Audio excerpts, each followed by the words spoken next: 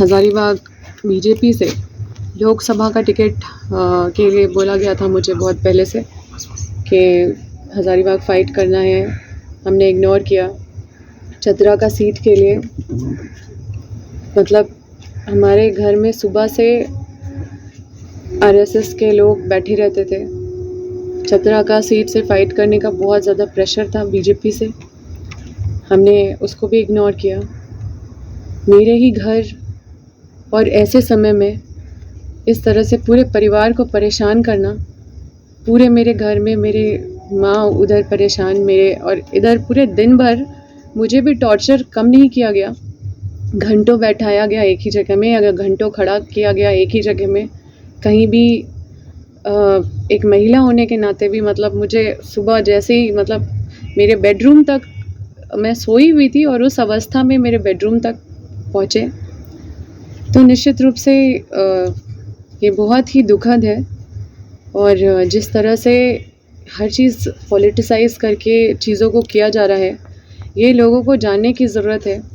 मुझे कई बीजेपी के लोग हमेशा इत्तला करते रहे कि ज़्यादा एनटीपीसी के ख़िलाफ़ विधानसभा में मामला मत उठाओ, अडानी के ख़िलाफ़ मामला मत उठाओ। मैं इन लोगों के ख़िलाफ़ मामला नहीं उठाऊं, अपने सर पे नेम प्लेट लगा लूँ बीजेपी। मैं क्षेत्र की जनता में अपने राज्य की जनता के जो विज़न है या जो मेरा राज्य को आगे पहुंचाने का जो विज़न से मैं आगे निकली हूँ, उस संकल्प के साथ मैं हमेशा इस रास्ते पे चलती रहूँगी। जितनी भी रुकावटें आए, मुझे पता चला मेरी माँ बहुत परेशान थी, वो सीधा कह दी कि अब राजनीति से में अब हम लोग को नहीं रहना है। उन्होंने बोल दिया कि अब चुनाव नहीं लड़ने का ज़रूरत है। लेकिन किसी भी हाल में इन सब चीज़ों से हम लोग घबराने वाले नहीं हैं।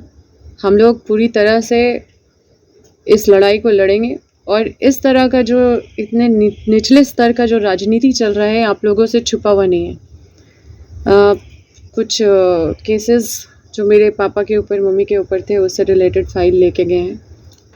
एक मेरी बहन का एक संदूक था, एक वो बायोमेट्रिक से खुलता है, तो उसको भी लेके गए हैं।